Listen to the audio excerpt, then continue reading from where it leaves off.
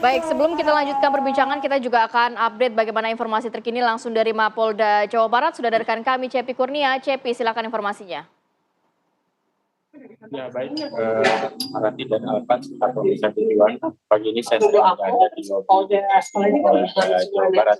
Memang terkait hari ini ada jadwal pemanggilan untuk Luciana yang merupakan adik dari Peggy alias Peron yang dijadwalkan pada Selasa siang ini sekitar pukul 11 waktu Indonesia Barat, dijadwalkan pemeriksaan oleh penyidik di Treskrimum Polda Jawa Barat. Namun tadi saya mendapatkan informasi dan mengkonfirmasi kepada kuasa hukum Peggy, yaitu Yanti Sugiyarti, bahwa pemeriksaan untuk adik dari Peggy sendiri akan dilakukan di Mapolresta Kota Cirebon, tidak dilakukan di Mapolda Jawa Barat. Hal itu juga tadi dibenarkan oleh salah satu anggota dari Jatanas bahwa penyelidikan dilakukan di Mapolresta Kota Cirebon. Sejauh ini memang untuk pemeriksaan terhadap para saksi memang hanya untuk dilakukan terhadap Luciana yang merupakan adik dari Peggy sendiri.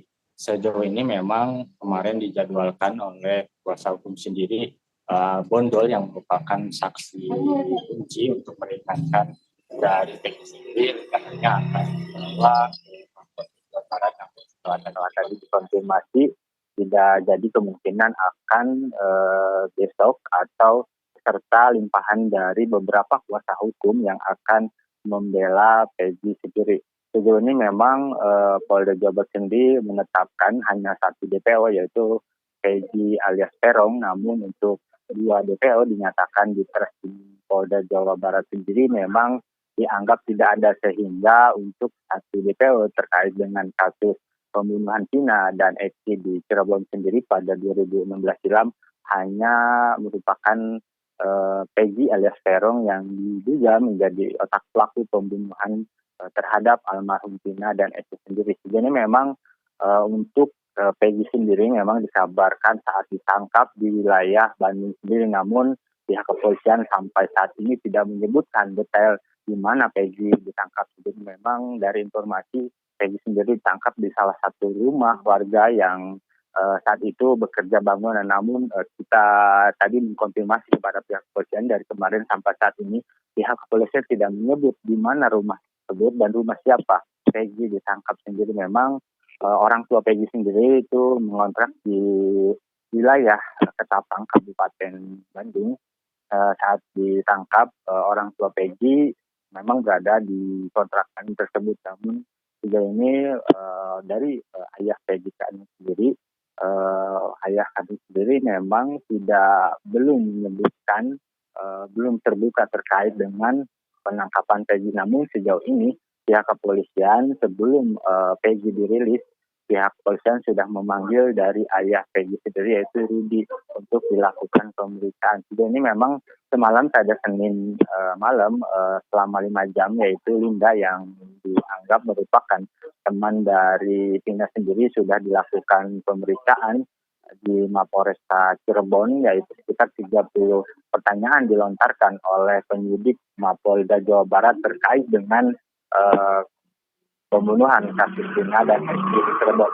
Sejauh ini memang untuk penyelidikan dari Mapolda Jawa Barat sendiri memang sudah dilakukan sejak 19 Mei kemarin, yaitu tembusan dari Kejaksaan Tinggi Negeri Jawa Barat yang mulai dilakukan ya, nanti kita akan tunggu ya bagaimana langkah selanjutnya yang akan dilakukan oleh pihak penyidik di Polda Jawa Barat. Baik, Cepi. Terima kasih banyak, Cepi. Oke, kita lanjutkan kembali perbincangan. Bang Nasrullah, apakah tadi juga ada yang mau ditanggapi mungkin terkait pihak-pihak yang juga harus mengawasi langsung kasus ini? Jadi gini, dalam proses penegakan hukum untuk kasus Vina itu kan sudah sedemikian dahsyat dibicarakan di publik. Tiap hari kita nonton di medsos dan lain-lain, di televisi, berita tentang ini. Tapi saya, maaf Pak, kalau saya minta maaf kepada wakil-wakil saya di DPR, saya belum mendengar Komisi 3 DPR membahas masalah ini.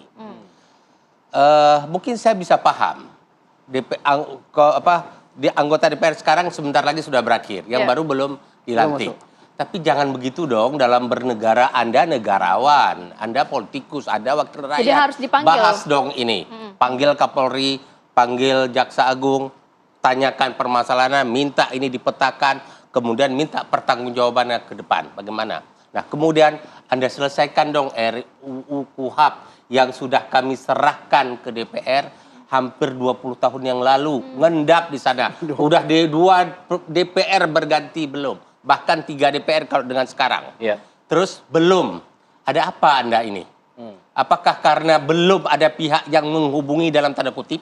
Maaf, ini saya ngomong agak sedikit vulgar. Ya. Tapi saya harus mengkritisi itu. Nah, kemudian buatlah produk KUHP yang baik agar tidak lagi timbul masalah penegakan hukum seperti sekarang.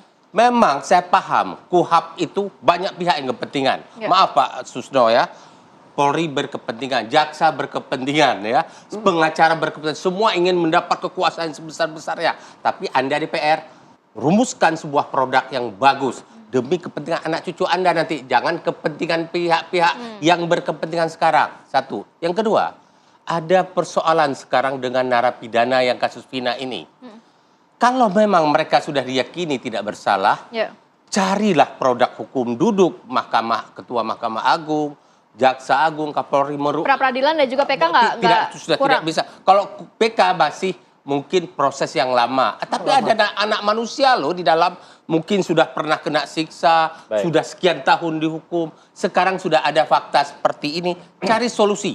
Buat sebuah produk hukum bagaimana ini dikeluarkan. Dan terakhir saya mengatakan bahwa andai saja masih ada ILC, Indonesia Lawyers Club di TV One, ini menjadi bahan menarik untuk kita diskusikan di ILC dan menjadi perhatian seluruh pejabat negara. Saya berharap ILC hidup kembali rebound. Masukan yang berharga dari Bang Nasrullah, nanti kita akan nanti kita dialihkan ke ILC yang sudah tayang juga di YouTube ya Bang ya. Nanti kita coba mungkin dibahas nanti. Saya ingin ke Bang Reza. Bang Reza, terakhir untuk langkah hukum terdekat nih terkait kasus ini, apa yang kemudian akan dilakukan sebagai closing statement juga?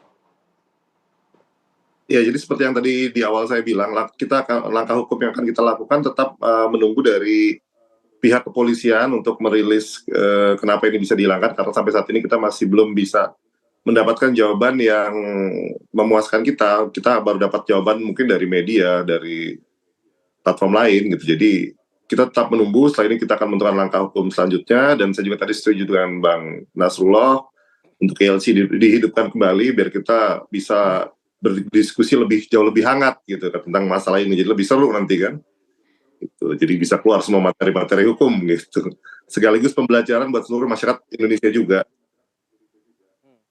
Baik Mas Reza. Terakhir Pak Susno, singkat saja.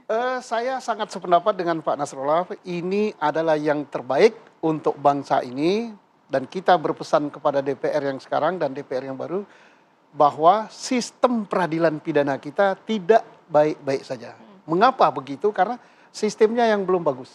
Artinya hukum acara pidana kita harus diperbaiki. Terima kasih.